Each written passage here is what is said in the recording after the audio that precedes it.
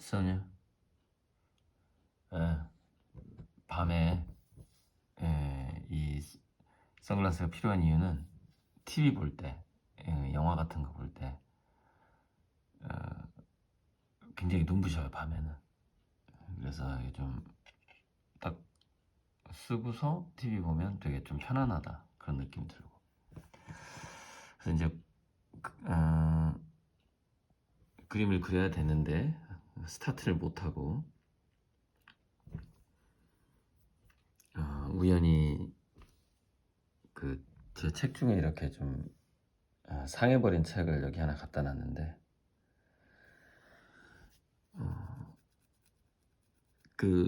저는 약간 그런 거 가끔 하는데, 뭐냐면 마치 주역처럼 제 책을 아무데나 펼치는 거예요. 그럼 보통 이제 뭐 3분의 1 지점이나 3분의 2 지점이나 이렇게 좀 많이 나오죠. 그 사이가 이렇게 딱 펼쳐보는 거예요. 그러면 이제 제가 썼던 책이지만 거기서 그 나에게 해주는 말은 뭘까라고 한번 이렇게 마치 점을 치듯이 자기 책을 한번 펼쳐보는 거죠. 자기가 옛날에 썼던 말을 읽어보는 거예요. 그래서 딱 펼쳤는데 114페이지가 나왔어요. 114. 114가 나왔는데, 이게 어떤 페이지냐면은 브랜드에 관한 페이지예요. 브랜드. 그래서 지금 작년 2020년부터, 작년이 아니네 벌써, 재작년 2020년부터 거의 약 1년 반 정도의 그 창조화력발전소라는 회사의 역사, 그것과 관련되고, 최근에 그 소나리의 배신 사건, 결국 창조화력발전소가 직원이 아주 많았다가 뭐 한 12명까지 있었다가 결국에는 1인 기업이 되는 과정에서 제가 느꼈던 것들, 결국에는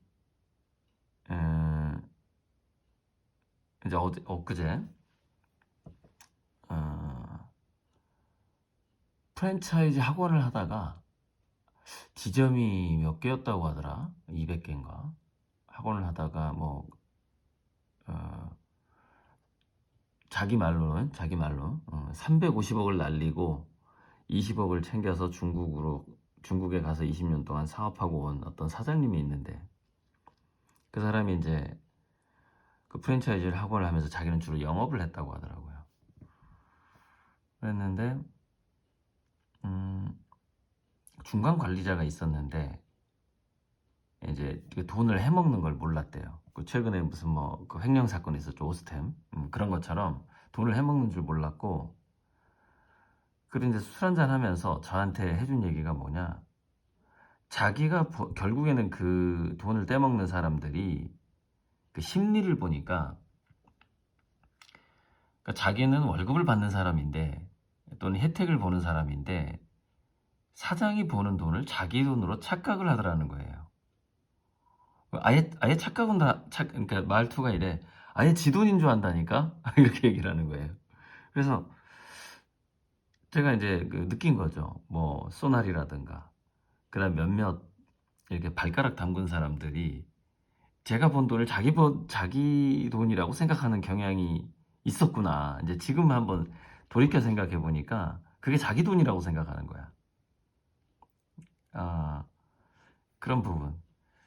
그래서 이제 저한테 창조화력발전소에 대해서 조언을 해준 저기 단양에 사는 그 형이 그랬어요. 야, 너 그림 파는 회사에 저기 격리 직원 한 명만 있으면 되지 무슨 직원이 그렇게 많아? 필요해? 뭐 이런 거 아주 심플하게 조언을 해주는 거예요. 직원이 필요 없다는 거예요. 그리고 이제 정말 350억을 말아먹고 중국에 갔다 온, 중국의 상황이 안 좋아서 다시 들어간 건데, 그분도 그 아카데미를 했던 그분도 격리도, 그분은 더 심해. 격리도 외주 주면 된다는 거야. 격리도 필요 없대. 그분 사람을 쓰지 말라는 거야, 아예. 그러니까 아예 뭐 직원으로 뽑지 말라는 거예요. 뭐 이사가 뭐 간부도 필요 없고 다 필요 없대. 그림 그려서 파는 회사가 무슨 에, 그래서 정말 전 그 창조력 발전소를 차리기 전부터 그 단양에 있는 형이 그렇게 조언을 했어요. 네가 회사 차릴 이유가 뭐가 있냐.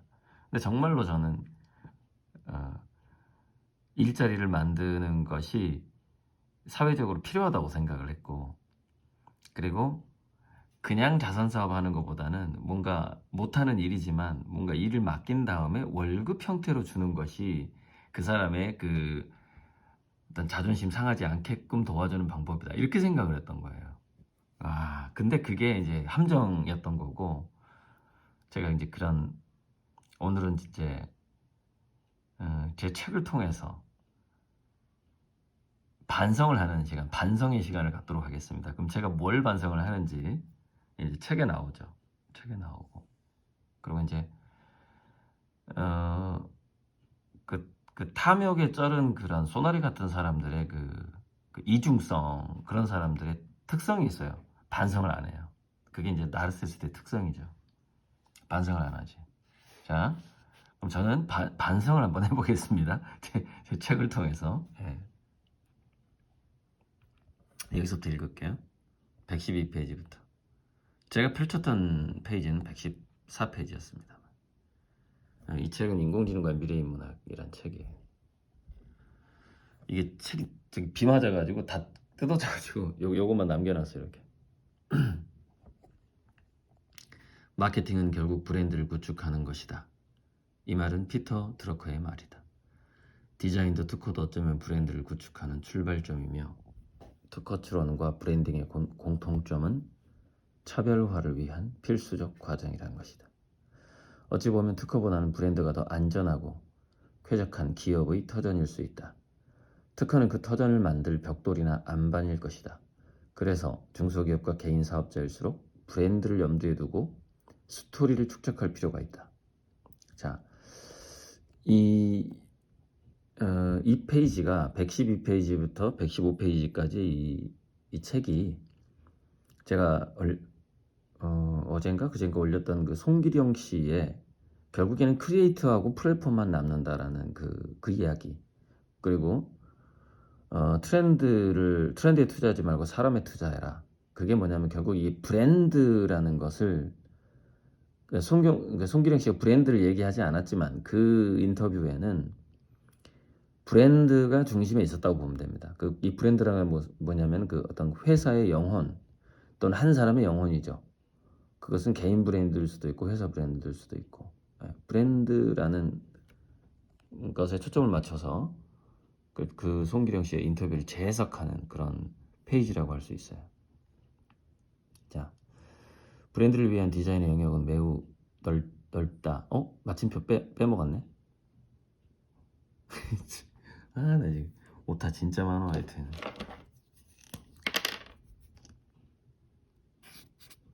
마침표 빼먹었어.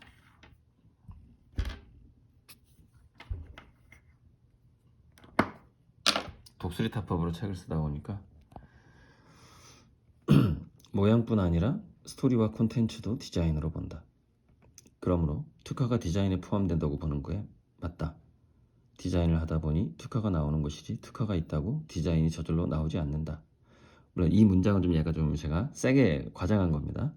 안 그럴 수도 있는데, 자, 이 말은 예술이 기술의 바탕이지 기술이 예술의 바탕은 아니라는 말이다. 게다가 특허는 로열티를 주고 마음껏 쓸 수 있지만 디자인은 한번 어느 회사의 이미지로 굳어지면 돈으로 사기 어렵다. 돈으로 산다고 해도 디자인을 도용했다는 오명을 쓸 뿐이다. 그래서 디자인은 생산과 유통과 판매를 할 수 있는 실시권만을 사게 되는데, 이 실시권은 보통의 기술에 대한 로열티만큼 비싸다. 로열티보다 더 비싼 경우가 많습니다. 자, 이렇게 표준 특허는 살 수 있지만 특정 디자인은 시간이 지나면서 그 회사의 영혼이 되므로 디자인을 살 수도 팔 수도 없다.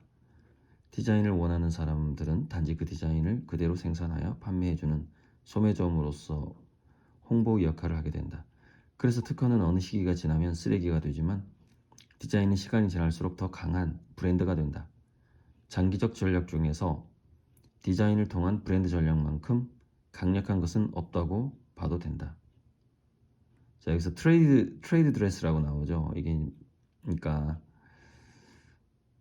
이게 삼성하고 그때 애플이 소송을 할 때 이 트레이드 드레스로 소송을 하게 된 겁니다. 삼성 휴대폰이 애플폰을 따라했다 해가지고 이제 이 라운딩 처리, 애플이 뭐까지 소송을 걸었냐면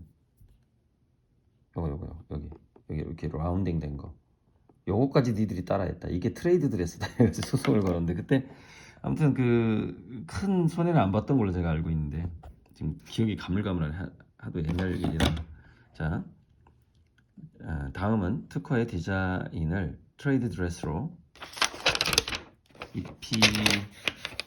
입혀서 브랜드로 만들기 위한 기초 마인드 7가지 팁이다. 여기서 제가 그 당시에 그 소송 중이어서 좀 트레이드 드레스를 너무 좀 강조하긴 했는데, 굳이 그냥 브랜드나 어떤 이미지, 그 사람의 이미지, 스토리, 브랜드나 스토리, 그런 차원으로 이 114, 115페이지를 읽으면 좋을 것 같아요. 자, 1번. 그러니까 오래가는 브랜드를 만들려면 이 7가지가 그 굉장히 필수적이다, 이런 얘기예요. 이게 제가 이제 창조과학발전소를 경험하면서 또 지금 제 입장에서 한번 정말 다시 읽어봐야 되는 7가지 팁인데, 1번. 세상에 외치려는 메시지 플러스 기술을 정의하라. 삶의 이유를 스스로 묻고 어떻게 살지 다짐하라. 왜 그렇게 살고자 하는지와 그 삶을 위한 기술이 무언지가 명확해야 한다. 당신의 메시지 플러스 기술을 스스로 확신하지 못하면 설득력과 실행력은 생기지 않는다.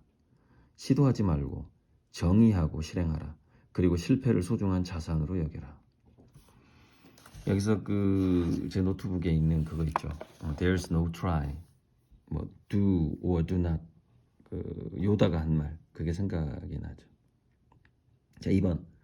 인권 플러스 환경 보호가 우선적인 지침이다. 마틴 루터 킹 주니어는 어느 곳에서이든 불의는 모든 곳의 정의에 위협이 된다라고 했다. 그러니까 세상 어느 구석이든 불의한 놈이 있으면은 뭐 전 세계 전 우주에 위협이 되는 것이죠. 자, 이 생각만 지킨다면 더 큰 도덕적 틀 안에서 사물의 쓰임을 가늠할 수 있는 잣대가 된다. 이제는 모든 행위가 노출되는 만물망의 시대이며 환경보호와 인권보호가 가상화폐로 측정이 될 것이다. 3번. 인간답고 겸손한 친구처럼 접근하라. 어떤 주장이 영감을 주되 너무 비현실적이지 않아야 한다.